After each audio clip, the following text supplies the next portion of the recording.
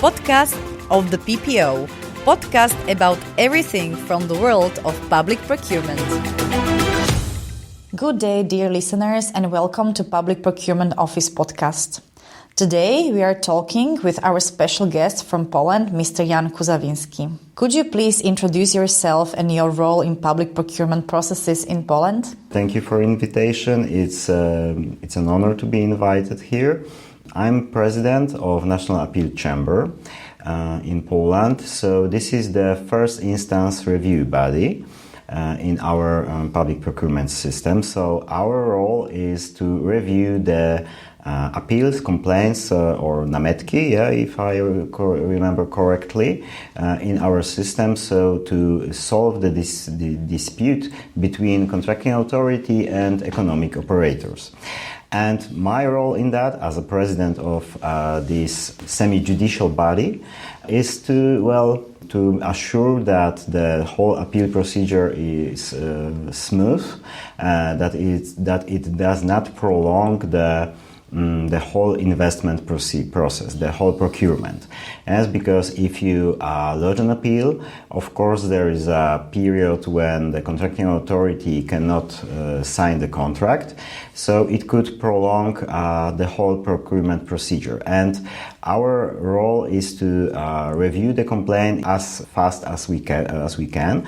And my role as a manager, let's say, of National Appeal Chamber is to, as I said, to assure it went smooth, it's quick, but also it's like classic managing stuff. Yes, I have to represent our body, and what is the most for me important, to care for our let's say judges. Yes, because we are small in numbers, but we feel that our job is quite important for the system. But we have to be sure that we are listened and that we also deliver a good quality of the review, as that our decisions are of the highest quality because they impact the whole procedure, the whole market. Yes, our decision can decide if a public procurement goes to one economic operator or another. Yes,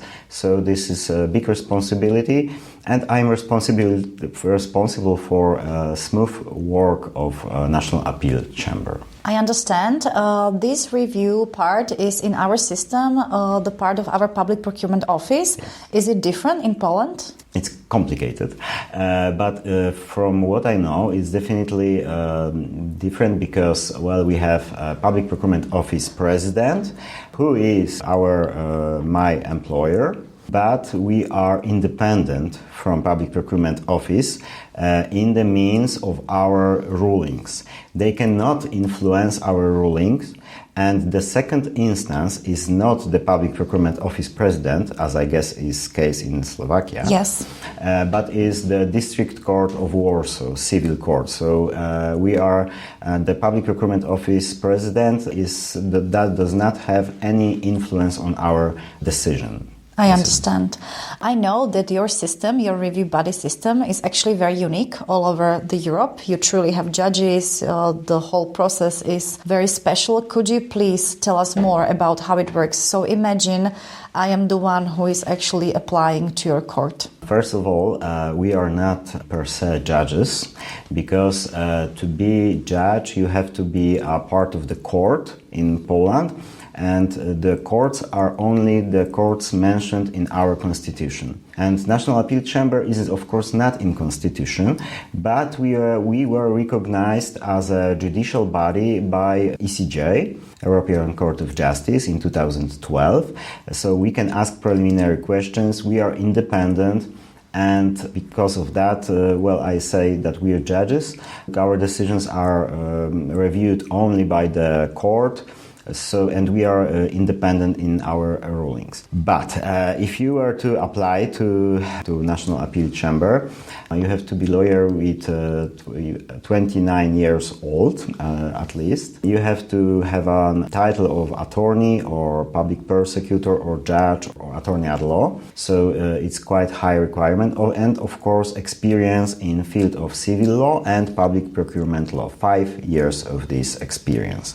And how many judges, so-called judges, are there in your review body? Now it's 56 members, because that's the name we use, member of National Appeal Chamber, 56, but we could have up to 100 members by the law. But we never even were close to that number. The 56 is the historical highest number of our members. Why is that?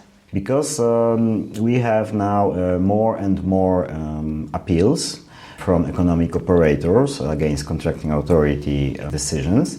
So it was 4,000 cases in 2023, for 500 last year, and this year we will be close to 6,000 cases. So for this number, it's a lot. For 56 people, it's too much, definitely. We are struggling with it. And also we have to deliver our decision very quick, because by the law we have 15 days to hear the case, because in every case we have oral hearings. We have extra 5 days to deliver the decision, the sentence.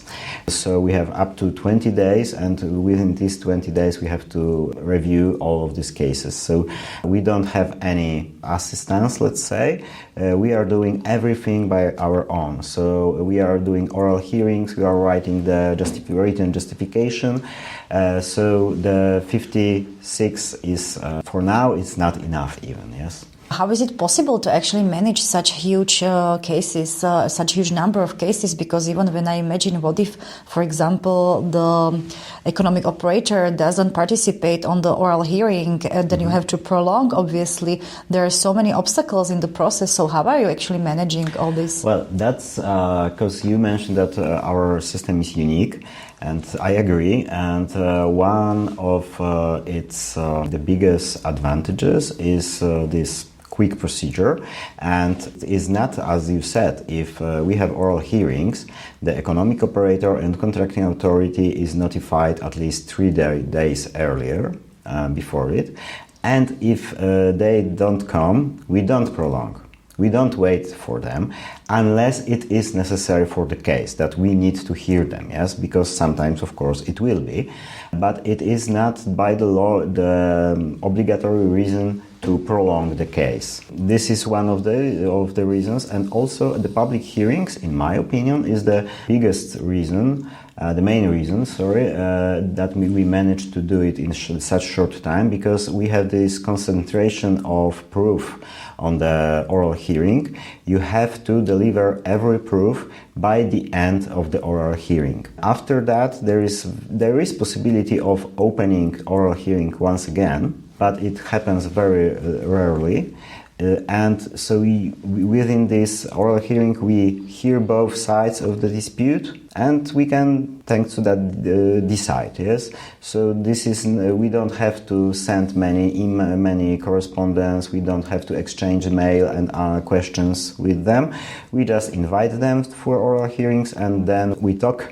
Let's say they present their arguments, and after that we have 5 days to decide on the case. How many cases out of these 6,000 did you actually manage to solve in 20 days?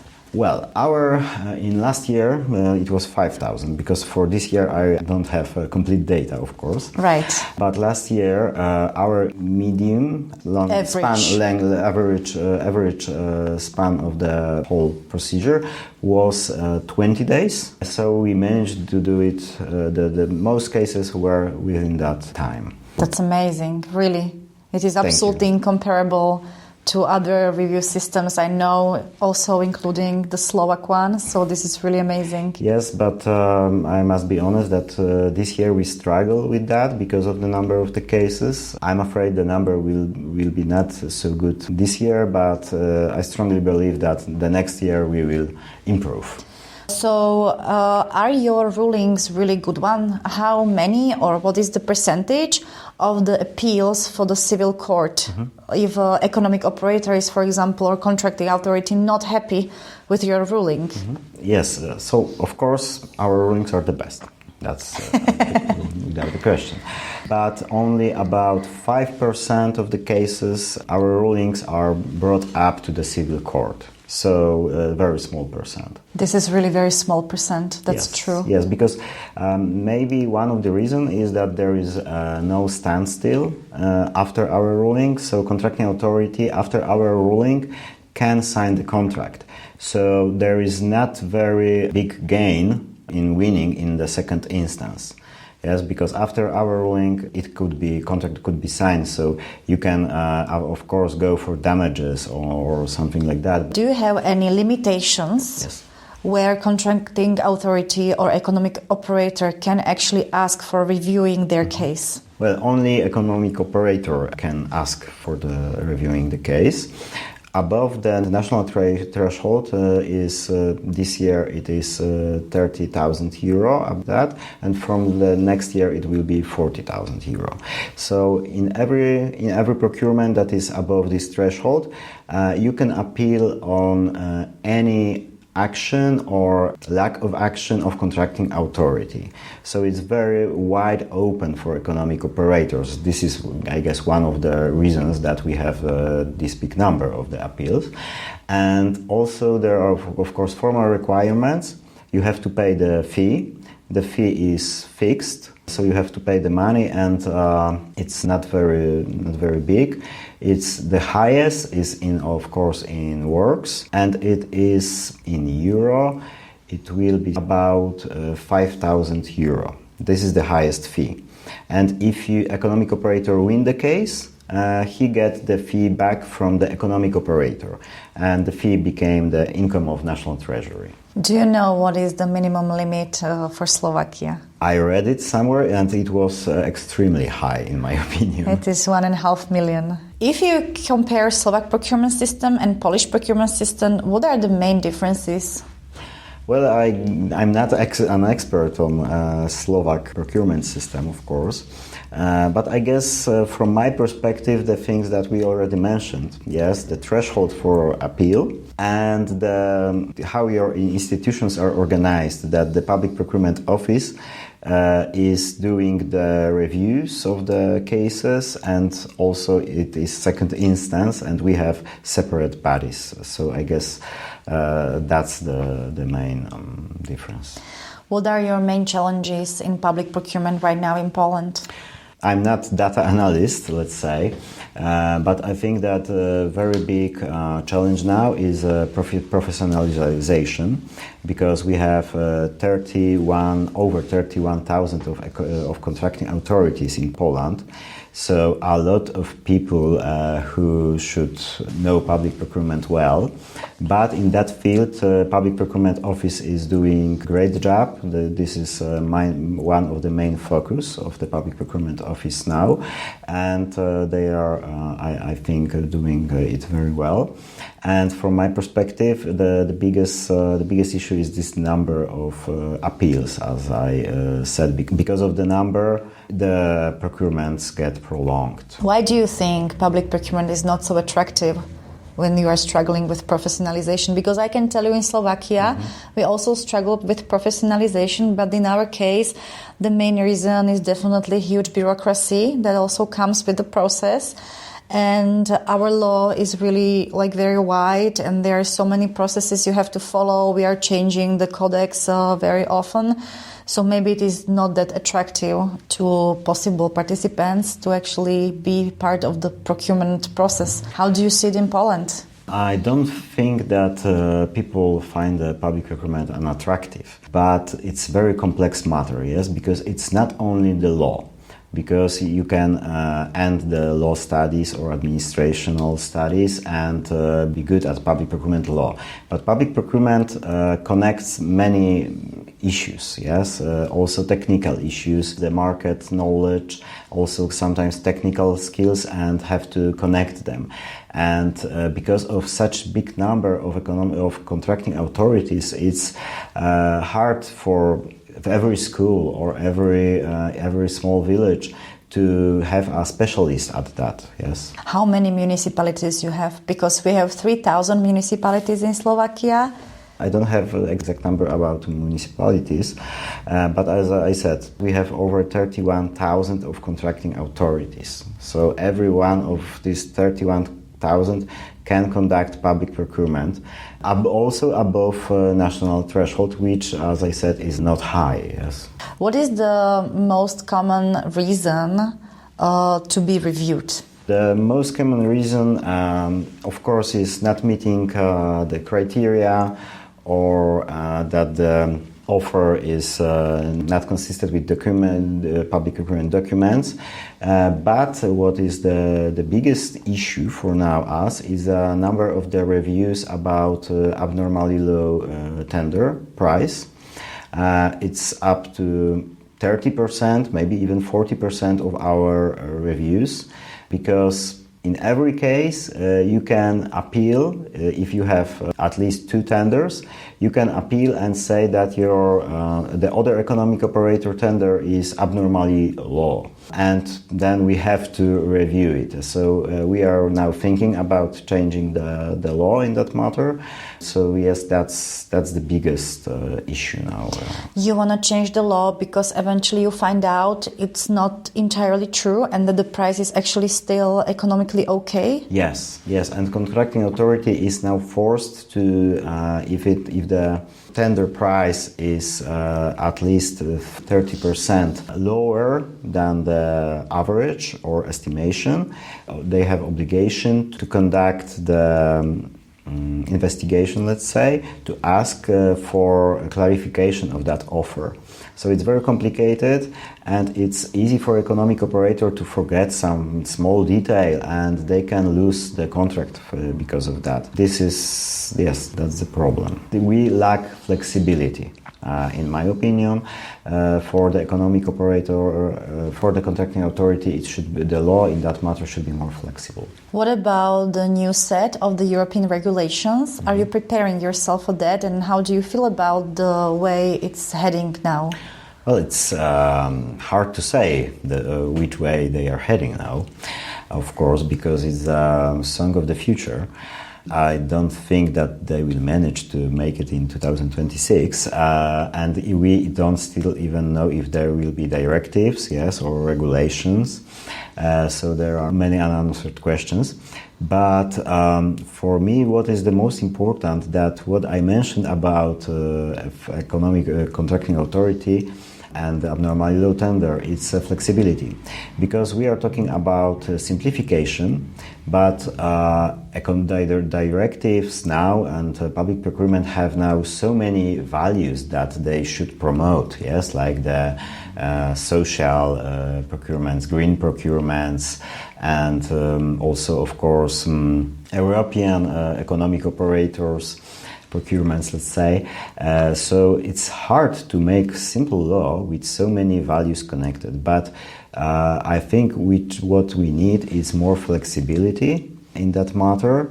Contracting authority will have a wide, maybe not wide, but they will have tools to achieve the goals that the public procurement, the European public procurement law is setting them, but they will have the law, which is not maybe very simple. Hands will not be tied by the law, but they will have some flexibility to use them. What I was talking more about is that, for example, in Slovakia, we belong to the countries from the European Union where we, for example, use the most often the lowest price as the criteria. It is connected to many reasons, but especially because this is also considered by the audits. like the best approach. Whereas we hear from European Commission, please use more meat criteria or other ways how to actually really get the value in your procurement tenders. And now with this new set of regulations, there are coming actually new approaches which are not even possible to be really taken into consideration by each of our contracting authority, because if you have municipality of 500 people, it is absolutely impossible to actually know all these rules. So this was where I was heading. Are you also having very similar problem as we do, or this is not something that you worry about in Poland? I'm sure that the lowest criteria about that, the lowest price criteria, we have a similar situation in Poland. But I don't know if it is a problem really for European Commission. We should ask them. But yes, we try, of course, to promote the green and social procurements. And I think that we are doing better and better, but still we also have to care for budget, yes. And as you said, especially small contracting authorities have this budget that they have to care for. Regarding European regulation, we have now also like one of the last cases, calling case. That was a big surprise for like many people involved in public procurement. How do you feel about this? Yes, Colin was a surprise, also expected after the opinion. But we had very quickly after the Colin ruling, we have first cases in our review body, and we decided that because in that case, contracting authority, without having nothing in documents, had rejected the offer from the third country economic operators on the basis on the Colin ruling. So we said that it is not okay, that it's not transparent, that the Colin ruling was after the publication of documents, so they shouldn't do it. But second instance changed our decision. Really? Yes, they did. So they are accepting calling case ruling even to the cases where actually calling ruling did not exist. Yes, they base it on the sounds of the calling on the calling rulings, because it was not very clear, let's say. But now it's not more of an issue in Poland, because we have now calling related regulation, calling related law. That law states that economic contracting authority have to state in documents that they allow the third country economic operators to put an offer to a tender. So if there is nothing in public procurement documentation, third country economic operator cannot submit an offer. This is how your law states? No, yes. Actually they cannot. It is not like possibility, and they can rule him out, but they cannot even have an offer. Well, yes, but they can put that the third country economic operator can submit offer, but also they can make a criteria different for third country economic operators.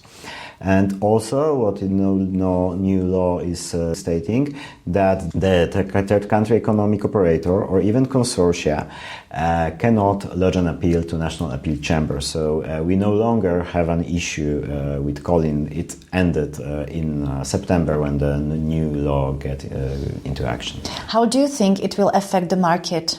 Because Poland is a really big country, so ruling like this has really different impact on your economy than, for example, on Slovaks. Well, completely different. I say can have completely different impact, especially in comparison, for example, to Croatia, where they have a lot of third country economic operators tenders, but we don't. So we don't think that it will influence the market in a big way. But you are one of the biggest economics in European Union. Yes, but the third country economic operators are not very interested in our market, let's say. Of course, we have tenders from them, especially in big works procurements, but it is a very small number, so I don't think it's an issue. We have mostly European economic operators and from GPA, so not the third country economic operators. I would also like to ask about AI. Do you use AI tools in your processes? Well, we don't. We, in a very small way, because Public Procurement Office is giving us technical support. Yes, they have IT systems and they verify the documents that they are with appeals. So no, we don't use it. Only in a very small way. Public Procurement Office is giving us technical support, and they are introducing the appeals into IT systems, and they have a small support from AI in doing it. So it's a very technical issue, so nothing on the merits. We even had these experiments because we thought about introducing AI, but as for now, we can say that these tools that they now are on the market, let's say, they hallucinate too much, and also they give the false direction of the rulings, or even right direction of the rulings, but with bad justification. And also the public procurement law especially, but every law, is a field when the values are important. And when it comes to values, you have to have a human being to weigh them, to say in that case which one could be more important, and AI cannot do it. And also AI, in my opinion, is more prone to influence from also, of course, big tech, and maybe from, so let's say, rogue organizations that can put something in AI that will decide on the direction of the rulings. So no, we strongly believe that AI should not be involved in ruling. It could be only a support in technical matters, but also for example, in writing the justification, but only on this historical part, let's say. Yes, the merit part should be done only by human. And even the proposal of this justification on the merits by AI could be misleading. And our nature, human nature, is lazy one. This is why we get so many inventions. So our life will be easier. But if we will have this probably false proposal of the justification of the merits, there is a risk that someone will go with it. Yes, because it's easier not to think on your own, but go with what AI suggested. So we strongly oppose introducing AI in that field. This is very interesting because actually most of the countries right now are inviting AI into the processes. They're testing it. I completely, of course, understand your position. It is just surprising to me a little bit. So you think there are simply too much concerns about non-credibility? Yes. Of the AI tools? Yes, but also, as I said, human nature. Because if you are writing by yourself, you are thinking every possible way. And if AI will give you a well-written justification in one way, it could convince you its way of thinking. So it's not your way of thinking, but you are convinced by AI. And if we will be going that direction, we don't need judges anymore, and that's bad.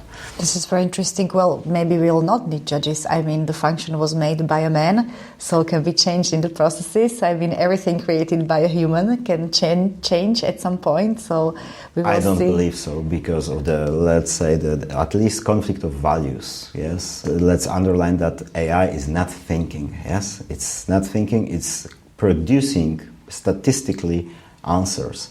So it's something for now, it's completely different than the human chain of thought. I have another topic I would like to ask, which is really very important for us in Slovakia, and that is the conflict of interests. Because we are very small countries and we have so many people engaged in public procurement processes, almost everybody knows everybody.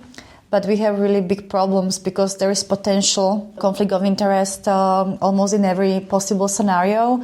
However, our organs are punishing this very strictly. We actually very lately found out like the most strict in the whole European Union, where you get like 100% corrections, for example, in the European funded projects. What is your situation in Poland on this matter? Well, I heard about your problems with that, and you have this tool, yes? Transparex. That helps you find any connections, and you find it as a conflict of interest. So I think that, maybe I shouldn't say so, but you created the problem yourself. I agree.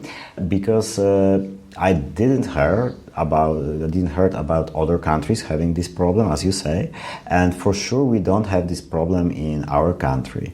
It's not an issue at all. And even in my chamber, because we also have judges, we also know, sometimes we know the attorneys, it also happens sometimes. It's of course different matter, but it's very easily solved. So we just decide, that's one of my role, to decide if the appeal chamber should be dismissed from this case because of the connections or not. But it's not a problem in our market at all. Do you have some last comments you would like to share with our listeners? I think, I can strongly recommend our review system for you because I really think it works. I know that it is sometimes by commission or by other international organizations set as an example for aspiring countries because it's fast and it's on the merits still. We managed to connect those two. And what else I should, as I said about new EU directives or regulations, flexibility. We should stick to flexibility in public procurement. So the contracting authority could be more courageous in its action. Thank you very much, Jan, for this very nice conversation we could have together. And thank you, our dear listeners, for having this time with us. You are listening to the Public Procurement Podcast with Petra Šupáková. Podcast of the PPO. Podcast about everything from the world of public procurement.